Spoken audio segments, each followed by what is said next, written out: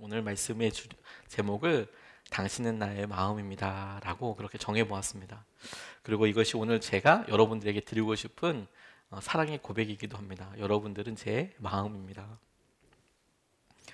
빌레몬스 두 번째 시간인데요, 하나님께서 바울을 통해서 도망친 노예였던 오네시모에게 위에서 썼던 이 편지를 통해서 우리를 향한 마음, 또 우리가 여러 성도들, 이웃을 사랑할 때 가져야 될 마땅한 마음, 이거에 대해서 도전한다고 싶은데요, 오늘 말씀은 우리에게 참 적용되는 부분이 많이 있다고 싶습니다.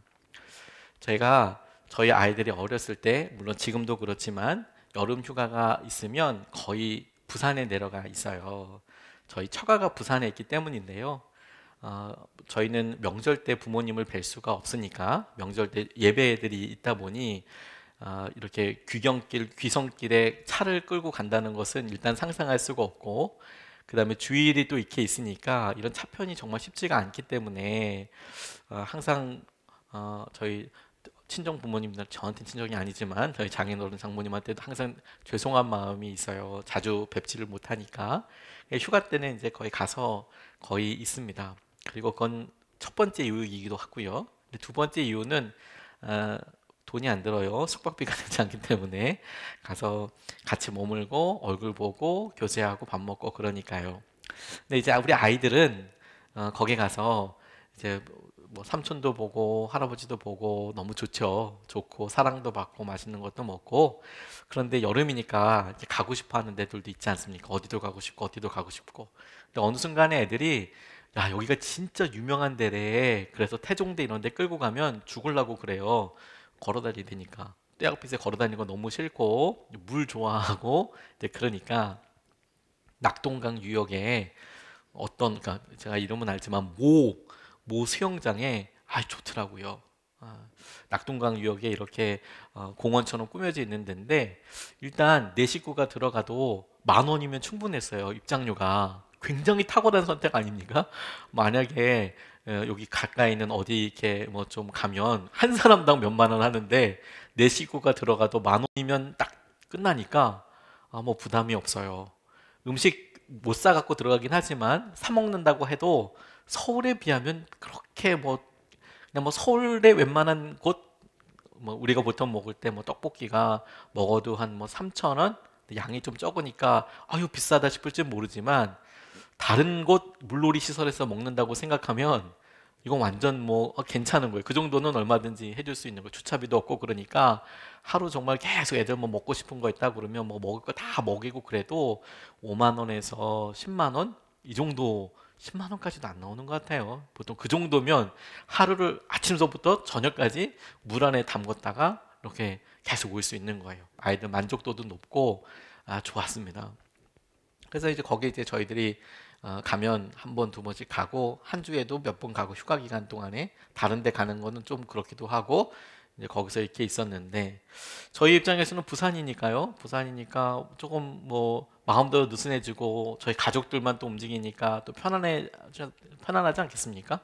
그리고 거기는 수영장이니까 저희 부부도 수영복 다 입고 아이들도 수영복 입고, 그리고 살탈까 봐 우리는 아무도 신경 쓰지 않고 얼굴 다 이제 가리고, 이제 선글라스도 끼고 머리에도 이렇게 하고, 살이 타면 오래 가지 않습니까? 그러니까 이제 얼굴 철저히 가리고 피부를 가리는데 전념한 패션과 수영복으로 한참 이제 저희 딸들이랑 재밌게 놀고 있는데요.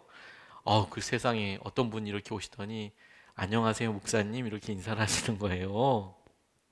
화들짝 놀랐습니다. 안녕하세요 목사님, 저 선화목적의 교인입니다.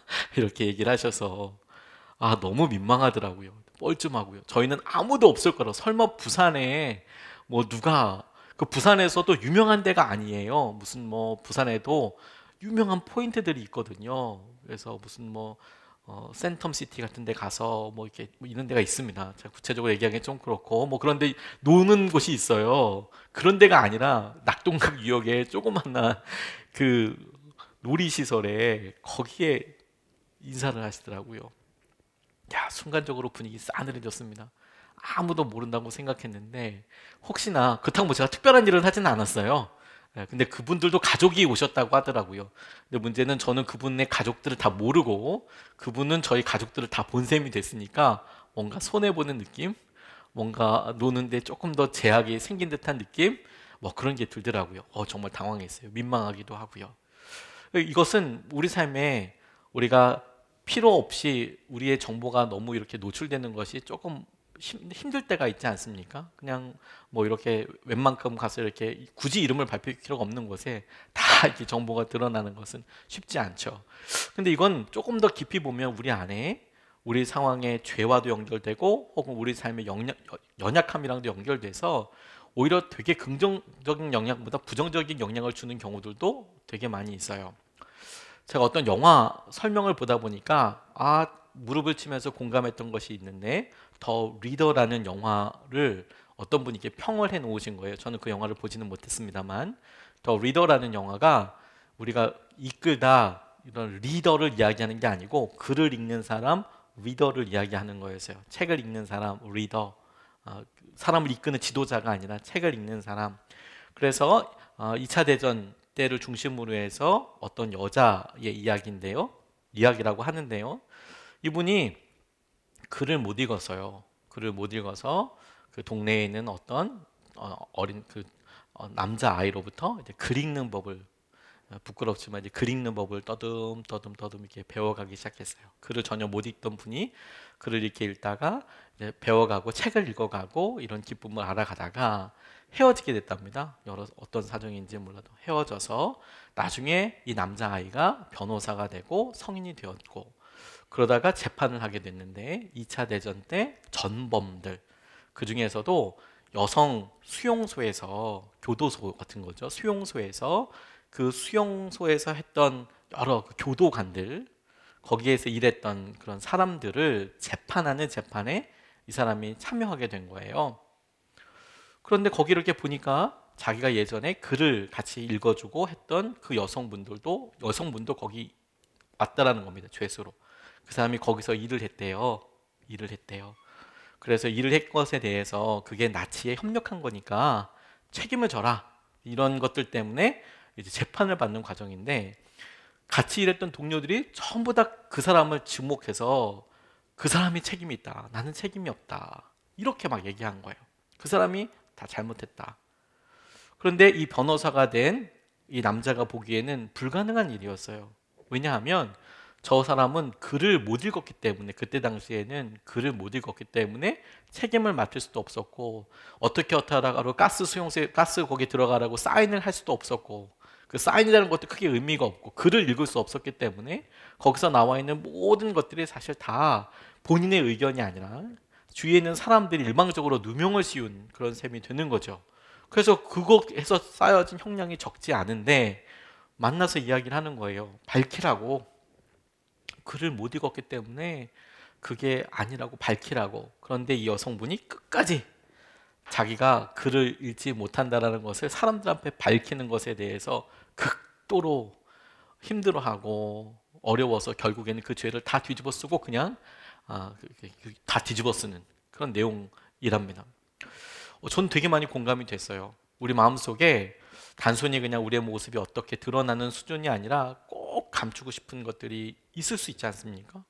옛 과거랄지 우리가 실수했던 거랄지 그런 것들이 있을 수 있잖아요. 이 오네시모와 관련된 이야기는 그렇게 바라봐야 합니다. 오네시모에 대해서 이야기할 때 자신이 노예였다는 사실을 밝힐 수 있었을까? 그가 지금 빌레몬이 살고 있는 곳은 골로새라는 곳이었어요. 우리 골로새서로 유명하죠. 골로새라는 곳에서 살다가 로마, 지금 바울이 갇혀 있는 곳을 학자들은 로마였을 거라고 그렇게 많은 학자들이 이야기하는데 로마로 도망온 거예요. 그것도 주인의 돈을 훔쳐서. 그러니까 자기에게 있어서는 이름도 어쩌면 가명을 썼을 수도 있고 배경도 굳이 밝힐 필요도 없겠죠. 주인의 집에서 몰래 도망쳐 나온 노예가 로마에 오자마자 나 노예예요 이렇게 얘기했을 리는 없을 거예요. 그리고 할 수만 있으면 자기가 노예였다는 사실을 숨기려고 했을 거라고 생각하는 게 훨씬 더 맞는 말 아니겠습니까? 더군다나 자기가 노예였다는 사실도 밝히기 어렵지만 도망쳤다는 사실도 밝히기 어려웠을 거예요. 어떻게든 어떤 고문을 하지 않으면 할 때까지 끝까지 내가 얘기 안 할 법한 그런 이야기 아니겠습니까? 왜? 도망 나오면 다시 주인에게 돌아갈 수 있지 않습니까? 아주 급작스러운 변화를 가져올 수밖에 없는 그런 일들을 오네시모가 갖고 있었거든요. 그런데 우리가 빌레몬서를 전후를 보면 그가 적어도 그것을 바울에게 알렸다는 것을 알 수 있어요. 그러니까 빌레몬서를 썼겠죠. 적어도 바울에게는 자기가 노예였고 도망쳐 왔다라는 것을 밝혔어요. 바울이 그것을 알고 빌레몬한테 쓰고 있잖아요. 그런데 여기서 충격적으로 오네시모가 놀랐을 법한 일은 뭐냐면, 그가 어렵게 자기가 노예였고 도망쳤다는 것도 밝힐 수 있었지만 아마도 순간적으로 후회했을 법한 일이 있을 거예요. 뭐냐? 아니, 자기가 도망쳐온 주인과 바울이 아는 거예요. 와, 그 기분이 어땠을까요? 장발장이 막 그냥 뭐 자기를 쫓아오는 형사를 만난 듯한 그런 느낌 아니었겠습니까? 도망쳐서 이제 나를 아는 사람이 아무도 없어. 그래서 정말 자기를 의지할 수 있고 사랑해주는 사람을 만나서, 아버지 같은 분을 만나서 이야기를 했는데, 해필이면 자기가 도망쳐오고 심지어 경제적인 타격을 줬다고 추측할 수 있는 그 빌레몬을 잘 아는 사람이었던 거예요. 와, 오네시모 마음이 어땠을까요? 아마도 저는 제가 오네시모였다면 그 집을 도망 나오면서, 빌레몬의 집을 도망 나오면서 제일 일어나지 않았으면 좋겠다라고 생각했을 경우에 일이 일어난 거라고 싶어요. 자기가 도망친 노예라고 잡히고, 그리고 자기의 주인을 아는 사람을 만나는 거. 이 세 가지는 정말 경험하기 싫은 이야기죠. 근데 그 모든 일이 전부 다 일어났습니다. 전부 다 일어났어요. 아무도 모르는 곳에서 혼자 생활하고 싶은데 어려운 일을 그냥 만나버립니다. 경제적인 손실도 주인에게 입힌 채. 그런데 여러분 생각해 보세요. 주인에게 손실을 입히면서 빌레몬이 오네시모를 어떻게 했는지 성경은 나와 있지 않고, 오네시모가 어떤 죄를 했는지, 뭐 우리가 추측컨대 그가 빌레몬의 재산을 축내게 했거나 혹은 그 중에 어떤 재산을 훔쳐서 갔거나, 이제 이렇게 추측할 수는 있는데 액수나 이런 것들은 나와 있지 않아요. 그런데 그렇게까지 관계가 좋지는 않았겠죠. 그리고 오네시모가 지금 회개했다고 하지만 회개 전의 모습을 착했어. 이제 이렇게만도 생각할 수 없는 거예요.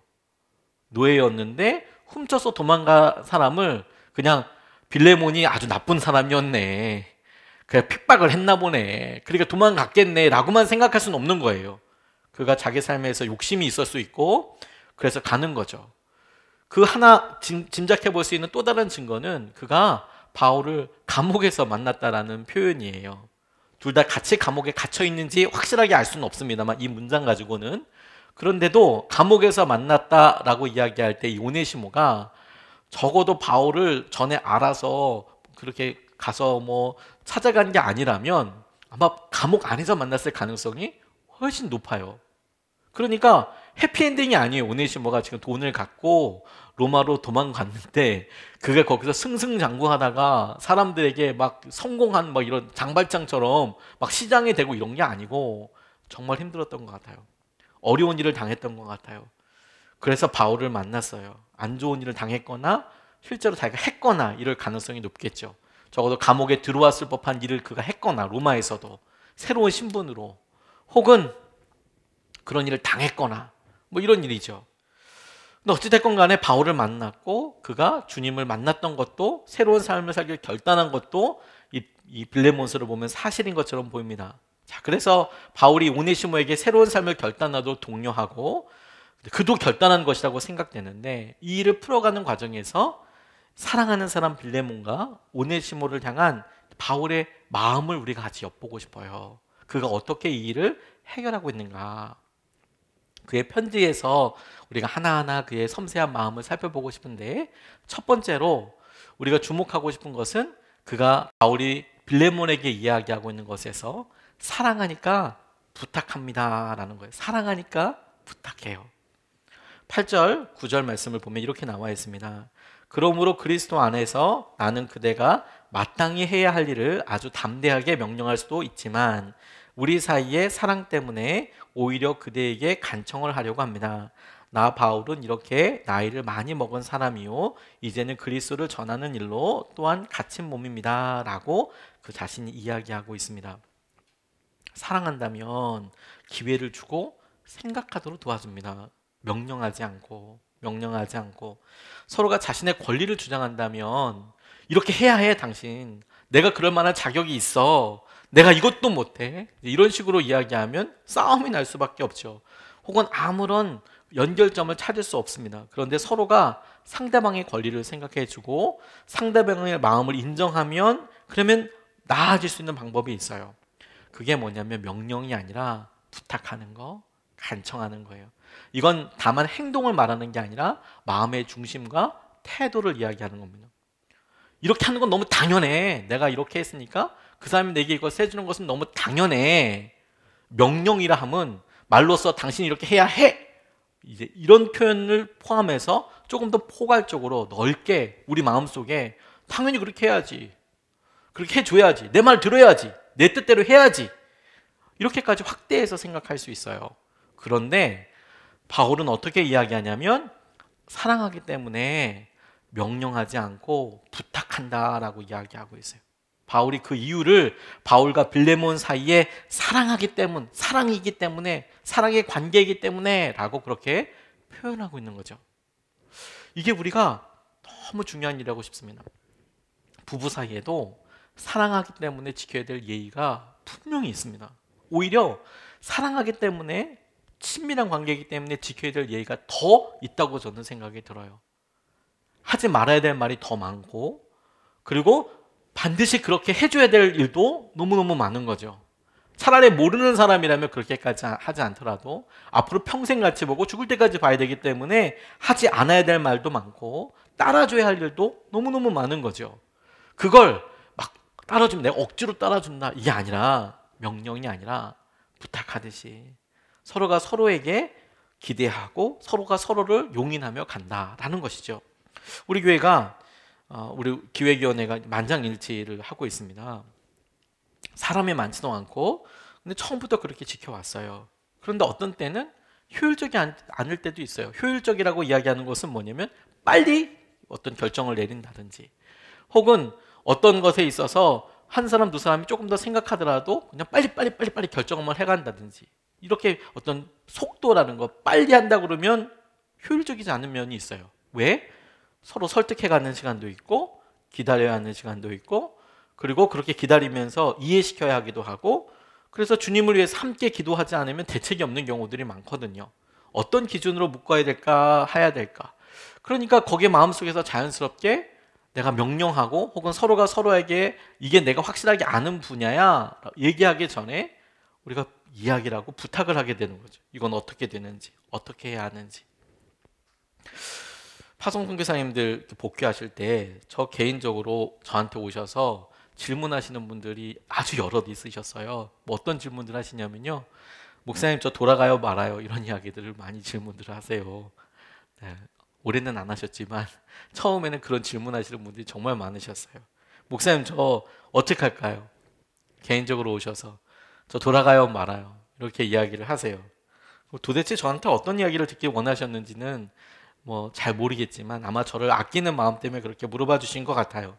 근데 그때마다 제가 한결같이 말씀드렸습니다. 기도해 보시고 결정하세요. 기도해 보시고 주님 뜻대로 순종하세요. 그렇게 말씀드렸거든요. 근데 그렇게 하면 저는 내심 기도하시고 우리 교회 남겠구나 이런 생각을 했지만 그건 깜찍한 생각이었고, 많은 분들이 기도하시고 다 복귀하셨어요.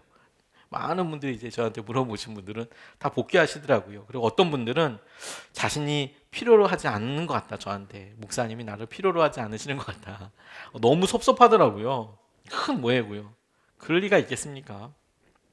함께하면 너무 좋지만, 아니 없으면 너무 아쉽지만, 그래도 하나님의 뜻대로 분별할 수 있는 기회, 그리고 주님의 은혜를 경험하는 것이 가장 큰 기쁨이라고 여기니까 스스로 이제 기회를 드린 거거든요. 주님이 어떻게 하시는지 기대해 보세요. 그리고 하나님께서 하시는 그 일에 대해서 우리 같이 순종해요. 저로서는 그게 사랑의 표현이고, 그렇게 해서 하나님께서 하시는 것을 경험할 수 있다면 그게 가장 그분에게 있어서나 우리 교회에 있어서나 제일 좋은 일 아니겠습니까?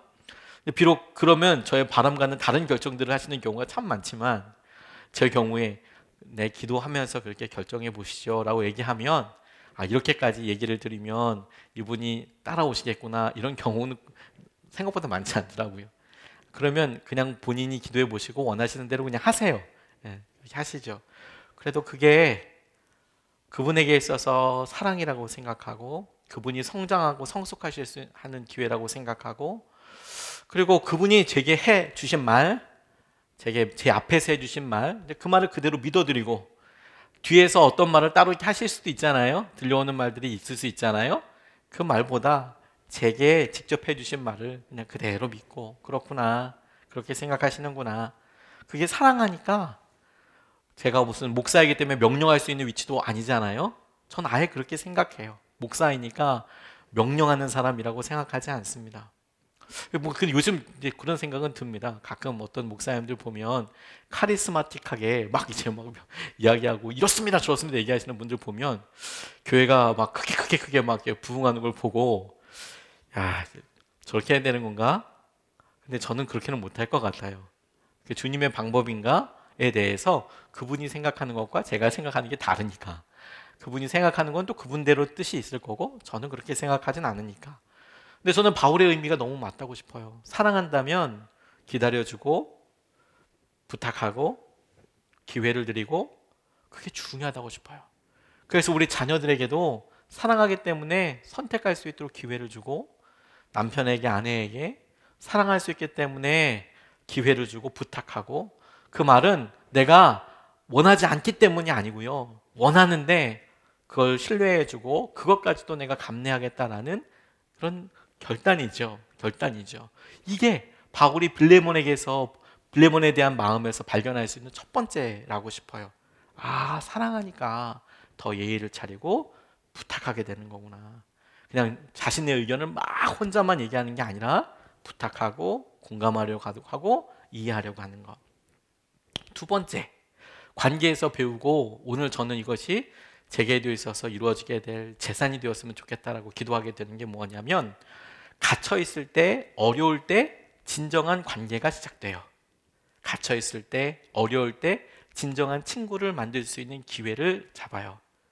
그리고 성경이나 오늘 본문 말씀을 보면, 어려운 상황보다 이렇게 진실한 친구 혹은 영적인 아들 혹은 영적인 동력자를 만나는 게 어려운 고통보다도 더 나중에 크다고 생각할 만큼, 가치를 평가할 때 어려운 일은 너무 힘들고 그 과정을 통과하는 게 너무 어려웠지라고 생각이 드는데, 지나놓고 보면 그때 만났던 누구 한 사람 때문에 나중에 가치를 달아보면, 와, 이런 귀한 사람을 내가 만났네 라고 할 만큼, 비교한다면 이 만남이 너무 중요한 거였네 라고 생각할 만한 진정한 관계가 어려울 때, 갇혀 있을 때 시작된다는 거예요. 10절 말씀에 보면, 내가 갇혀 있는 동안에 얻은 아들 오네시모를 두고 그대에게 간청합니다. 바울과 오네시모의 관계를 생각해 보면, 바울이 얻는 것보다 오네시모가 얻는 것이 훨씬 많아 보여요. 제가 이렇게 판단해 봤을 때는, 물론 제가 그 둘 사이의 관계를 둘을 직접 만나보고 이야기를 해봐야겠지만 그렇진 않죠. 근데 성경을 보면 오네시모는 빌레몬에게 바울이 편지도 써주고 그러지만, 오네시모가 바울을 위해서 해줄 수 있는 게 뭐가 있었을까, 이런 생각을 해보면 오네시모가 오히려 더 많은 어떤 혜택 혹은 알게 돼서 누리게 되는 여러 변화들을 경험하지 않았을까 싶은데, 그런데 바울이 어느 것보다 오네시모가 얻는 게 훨씬 많아 보이는데, 오네시모가 바울을 어떻게 생각했는지 본문에서 오네시모의 목소리로 나오진 않습니다. 그런데 바울은 나와요. 바울은 오네시모를 뭐라고 이야기하냐면 아들이라고 이야기합니다. 아들. 그만큼 친하구나 라고 싶지요. 그런데 바울이 성경에서 몇 사람에게 자기의 아들이라고 표현하는 사람을 보면, 그가 오네시모를 어떻게 생각하고 있는지를 더 가깝게 느낄 수 있어요. 그가 아들이라고 이야기했던 대표적인 두 사람이 누구냐면 디모데 그리고 디도예요. 디모데, 디도. 그들을 아들이라고 부릅니다. 각각. 내 영적인 아들, 내 아들인 디모데, 내 아들 된 디도에게 내가 편지를 쓴다고 이렇게 이야기합니다. 이 두 사람은 바울의 동력자였고 조력자였어요. 그래서 신뢰했기 때문에 교회를 부탁한다. 어느 지역을 맡기기도 하고 중요한 심부름을 시키기도 하고 서신을 대신 전달하기도 하고 그런 역할들을 합니다. 심지어 이 편지를 쓸 때 디모데도 같이 있었나 봐요. 그러니까 이제 이 디모데도 이렇게 함께 하는 그런 여러 중요한 사역을 디모데랑 같이 하거든요. 그런데 이 오네시모에게 디모데와 같다라고 이제 이야기하는 거죠. 너는 내 디모데와 같고 너는 나의 디도와 같고 이 사람은 내게 있어서 그만큼 중요한 사람이다라고 오네시모를 이야기하고 있는 거예요. 거침없이 주저함 없이 자신의 아들이라고 이야기하는 겁니다. 힘들고 어려울 때 많은 사람들이 없어서 고민되는 게 아니고요. 한 사람 함께 할 수 없어서 고민하게 되는 거더라고요. 갇혀 있을 때, 어려울 때 진정한 사람을 만드는 기회가 되더라고요. 이번 장례 때 제게 가장 어려웠을 때 만났던 친구가 찾아왔었어요. 저희 집이 이제 아버지께서 미자립교회 이렇게 목회하시면서 어떻게 대학은 들어갔는데 대학을 들어가서 이제 등록금을 벌 수 있는 뭐 과외자리나 이런 것들이 있어서 많은 돈을 벌었지만 근데 사실 좀 이렇게 넉넉하지는 않았어요. 그래서 등록금이 항상 없는 그런 이상한 이제 일들이 이렇게 있는데 제가 한 번은 제 친구한테 등록금 낼 게 없다라고 지나가는 자리에서 그냥 잠깐 얘기해서 이번에도 뭐 이렇게 알바하고 그랬는데 정작 내가 등록금 낼 때는 등록금 낼 돈은 없다. 등록금은 없다.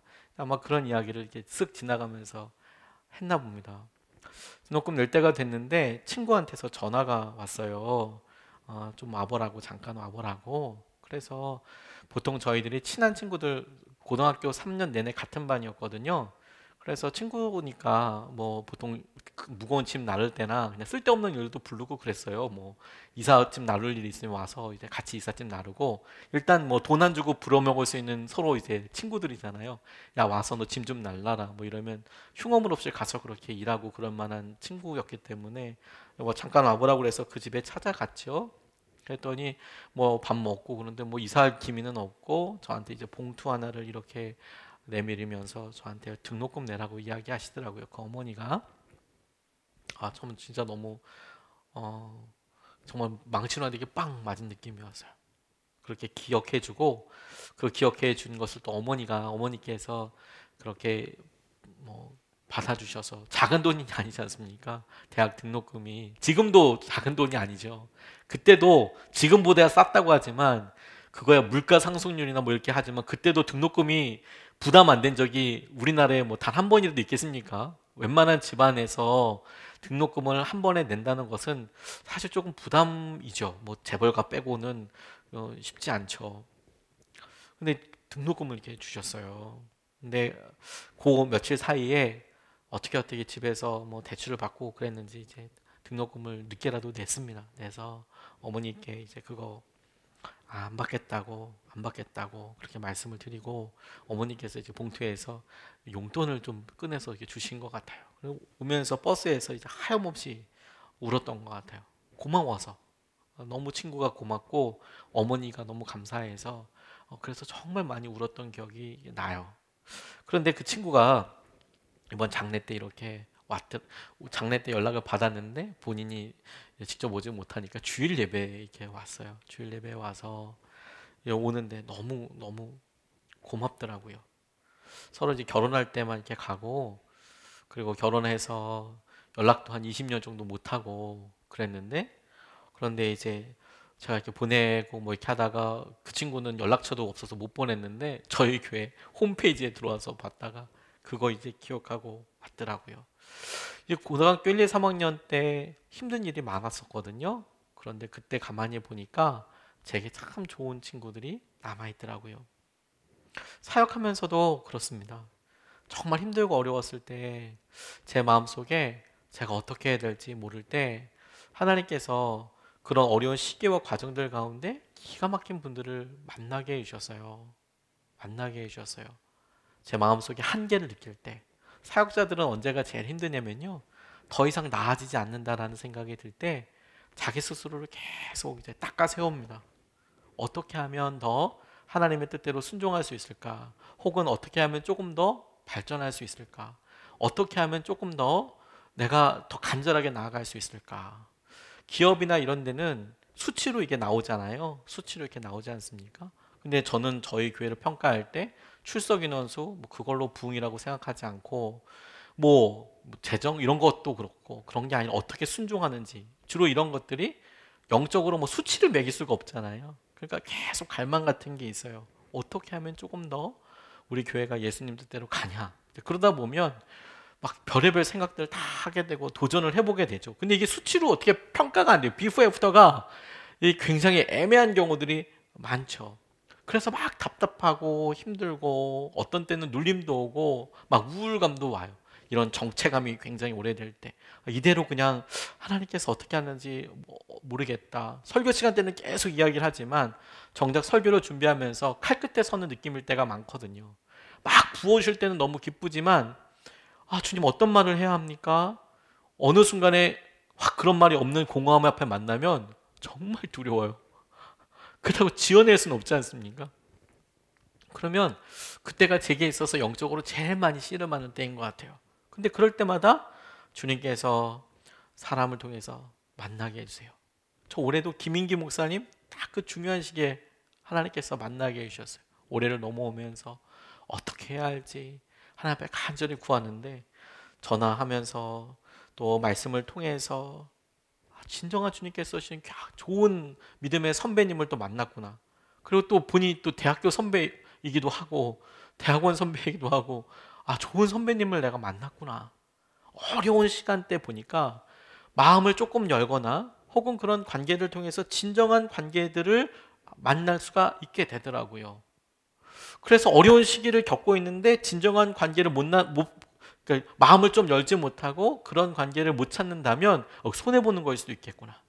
오히려 내가 정말 힘들 때, 연약할 때 손을 열어서 하나님께서 하신 은혜를 이렇게 누릴 수 있겠구나. 이번 장례 때도 제가 그런 큰 은혜를 이렇게 받았습니다. 이렇게 사실 저는 이렇게 다른 분들에게 피해 혹은 폐를 끼치는 게 저한테 되게 불편하거든요. 뭐 다들 그러시겠지만 불편하고 좋은 거로만 좀 만나 뵙고 싶고 그런 일이 되게 많이 있는데 생각지도 못하게 많은 분들이 오셔서 위로해 주시고 함께 해주시는데 처음에는 너무 죄송스럽기도 하고 송구하기도 하고 힘들기도 하고 그런데 오히려 그런 일들을 계속 이렇게 보면서 제 마음속에 거짓말처럼 위로가 되더라고요. 그렇구나. 주님께서 이런 귀한 분들을 만나게 해주셨구나. 앞으로 어떻게 해야 되는지도 알려주시고 주님께서 어려울 때 진정한 관계를 깨닫도록 인도해 주시는 거구나. 그걸 봐야 하는 거구나. 오히려 아들 같은 사람, 오히려 그렇게 친밀한 동력자, 오히려 그렇게 힘든 사람은 언제 만날 수 있느냐? 어려울 때, 힘들 때. 부부 사이가 진짜 좋아질 수 있는 순간도 어려울 때, 힘들 때. 그때는 둘이 싸워야 될 때가 아니라 온전히 하나 되어서 한 번도 경험해 보지 못했던 어마어마한 사랑을 할 수 있는 때예요. 그게 너무너무 중요하더라고요. 어려운 시기에 좋은 친구를 허락하시는 거. 마음을 열어보고 하나님께서 하신 은혜를 붙잡는 것이 되겠구나. 빌레몬에게 오네시모를 소개하는 바울의 마음에서 발견할 수 있었어요. 그렇구나. 그가 나와서 얼마든지 사역하면서도 아들 같은 디모데 얻을 수 있고 디도 얻을 수 있지만 오네시모 같은 아들은 갇혀 있을 때에만 얻을 수 있는 아들이구나. 우리가 어렵고 힘들 때에만 맺을 수 있는 관계가 있겠구나. 그 관계를 놓고 기도하고 우리가 지금 힘들다면 우리 주위에 바로 옆에 있는 사람에게 그동안에 해왔던 사랑의 한계들을 넘어설 수 있게 되겠구나. 이걸 놓고 기도하게 되더라고요. 같이 갇혀있는 사람 있을 수 있지만 그 중에 오네시모 있을 수 있지 않습니까? 하나님께서 우리에게 이런 기가 막힌 관계를 인도해 주시고 이끌어 주실 거예요. 마지막으로 바울이 이야기하고 있는 빌레몬과 오네시모에 대한 마음을 이렇게 보면 그가 표현하고 있는 것에서 저에게 마음이 이렇게 찡하게 전 다가왔어요. 12절 말씀 보면 나는 그를 그대에게 돌려보냅니다. 그는 바로 내 마음입니다. 그는 바로 내 마음입니다. 이렇게 이야기하고 있습니다. 오네시모를 빌레몬에게 보냅니다. 이런 이야기거든요. 보내고 당신의 종이었던 사람이고 당신에게 어떤 경제적인 어떤 피해를 입혔다. 뭐 그것 관해서는 다음번에 우리가 살펴보게 되겠지만 그런 이야기를 하면서 돌려보내면서 바울이 오네시모를 뭐라고 표현하냐면 내 마음입니다라고 이렇게 이야기해요. 이 사람은 내 마음입니다.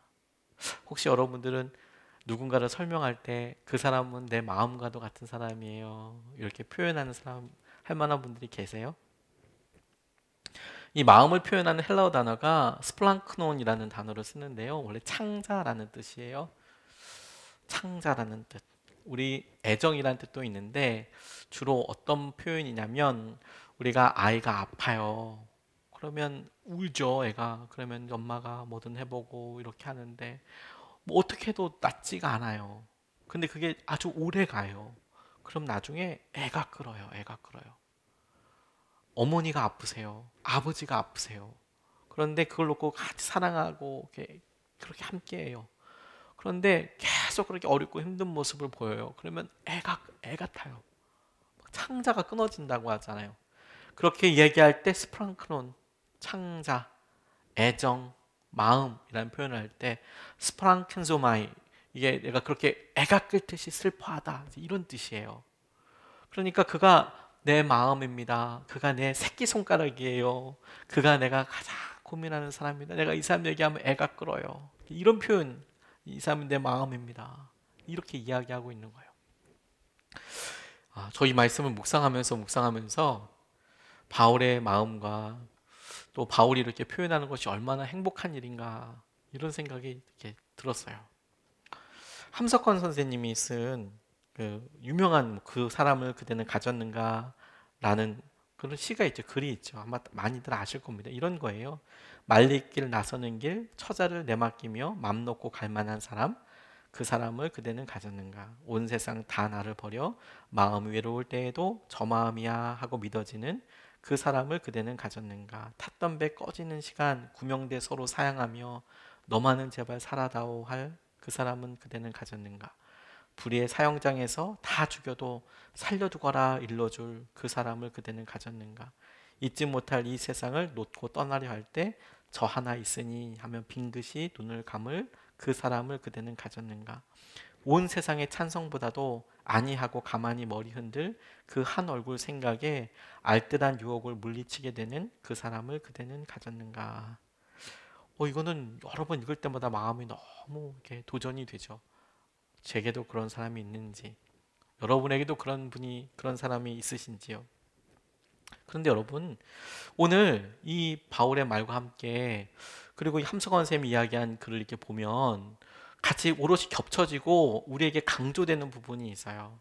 우리가 사람 사이의 관계를 이야기할 때 흔히 착각하고 있는 거, 흔히 우리 삶에서 잘못 생각하고 있는 것이 드러납니다. 그게 뭐냐면 우리가 정말 관계 가운데 힘들고 어려운 이유는 우리를 사랑해주는 사람이 없기 때문이라고 우리는 생각해요. 우리가 정말 힘들고 관계가 어려운 이유는, 내가 지금 이렇게 외로운 이유는 나한테 관심 가져주는 사람이 없어. 나를 사랑해주는 사람이 없어. 그래서 나는 힘들어라고 생각해요. 그런데 여러분, 우리 거꾸로 이렇게 질문해 봐야 해요. 바울은 오네시모를 보고 이 사람은 내 마음이야 라고 이렇게 얘기하잖아요. 그러면 우리도 바울에게 오네시모처럼 누군가에게 내 오네시모야, 이 사람은 내 마음이야, 이 사람은 내 모든 거야. 그러니까 우리가 정말 힘든 이유, 정말 외로운 이유는 우리 자신을 목숨을 다해서 사랑해주는 사람이 없어서가 아니고 오히려 거꾸로 우리가 목숨을 다해 사랑할 사람이 없기 때문에 힘든 거예요. 우리가 외로운 이유는 주님이 우리를 목숨을 다해서 사랑해 주시지 않았기 때문이 아니고 우리가 주님을 목숨을 다해서 사랑하지 않기 때문이에요. 우리가 영적으로 힘든 것은요. 우리가 배우자와 함께 힘들 때 배우자가 당신이 나만큼 사랑해 주지 않기 때문에 힘든 게 아니고요. 내가 내 마음을 다해서 그 사람을 사랑하지 않기 때문에 외로운 거예요. 그게 힘든 거예요. 오히려 바울은 오네시모를 보고 얘가 내 마음이다 라고 이야기했을 때 얼마나 행복했을까. 그가 얼마나 마음속에 충족감이 있었을까. 그의 삶 속에 어떤 변화와 그의 삶에 어떤 세계를 꿈꾸고 있었을까.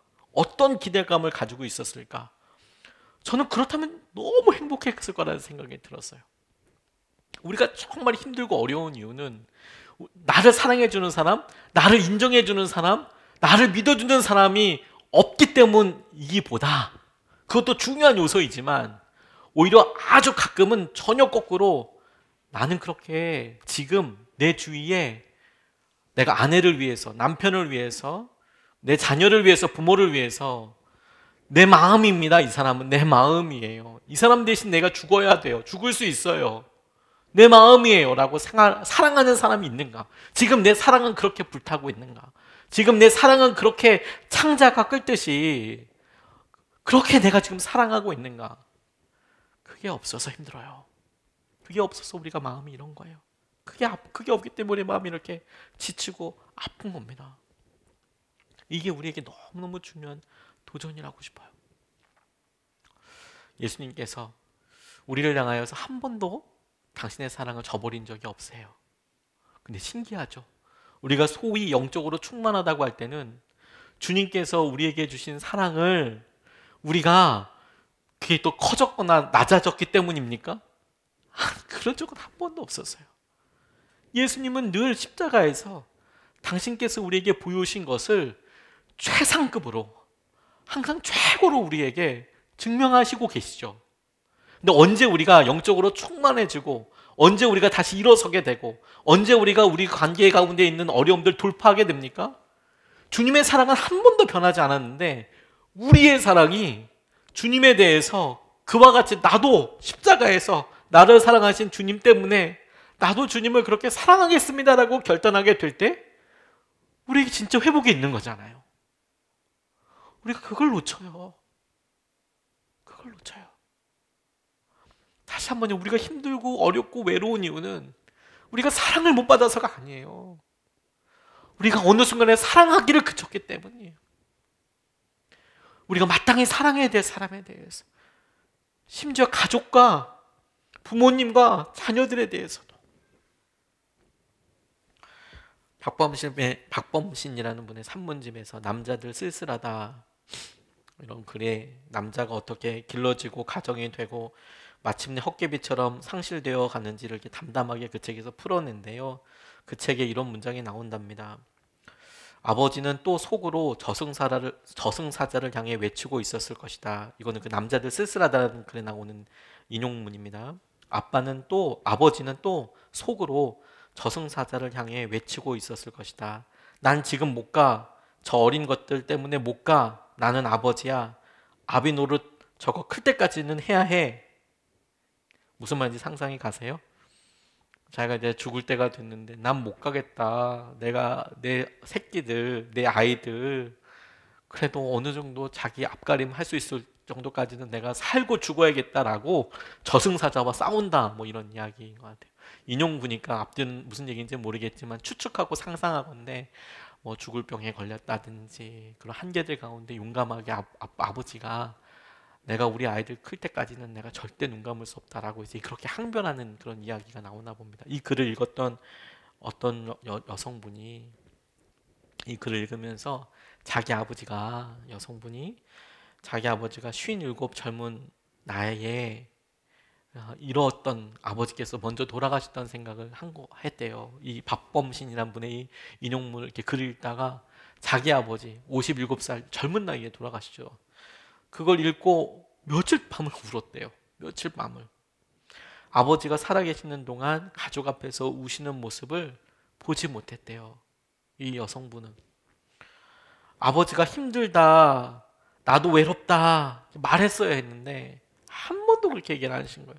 때로는 울었어야 했고, 그리고 이분 같은 경우에는 이 아버지가 암에 걸려 죽어갈 때 두렵다고, 살고 싶다고 그렇게 말했어야 하는데, 크게 울었어야 하는데 아버지는 얼마나 많은 밤을 혼자 울며 지새웠을까, 그 생각이 이 자매한테 드는 거예요.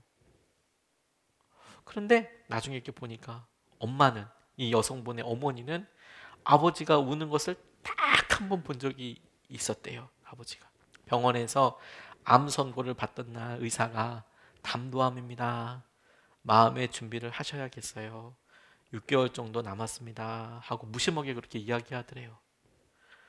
근데 말없이 앞장서서 걷던 아버지가 느리게 느리게 뒤따라오던 어머니도 무슨 말을 해줘야 될지 모르겠죠. 아버지가 그렇게 받았으니까. 그 어머니를 돌아보며 애써 웃으면서 여보 나 마지막으로 이분 아마 크리스천인지 아닌지 모르겠지만 이렇게 얘기하실 때 여보 나 마지막으로 담배 한 대만 피울게 그렇게 하시더래요. 그리고 버스 정류장 표지판 아래서 가야 할 집과는 반대 방향으로 사라져가는 버스를 하염없이 바라보던 남자, 담배 연기를 내뱉는 그의 푹 꺼진 볼을 타고 흐르는 눈물 한 줄기를 엄마는 보고 말았대요. 쭈르륵 흐르는 거. 그분도 그러면서 계속 그 생각이 나서 많이 울었노라고. 부족하지만 제가 아버지가 되고 제가 사랑을 전혀 다른 종류의 사랑을 하게 된 것 같아요.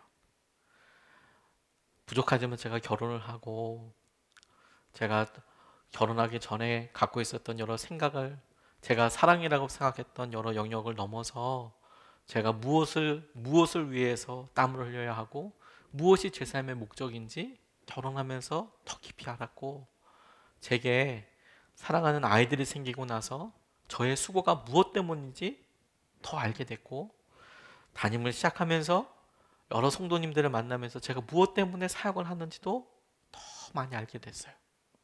그리고 더 깊이 마음으로 깨닫게 되는 거죠. 사랑을 못 받아서 외로운 게 아니에요. 사랑을 못 받아서 지치는 거 아니에요.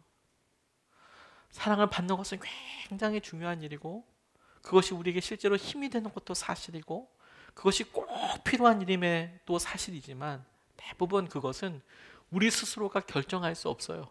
누가 나를 사랑해 주는 것을 우리가 어떻게 결정하거나 어떻게 조정합니까? 혹은 어떻게 그것을 조절합니까?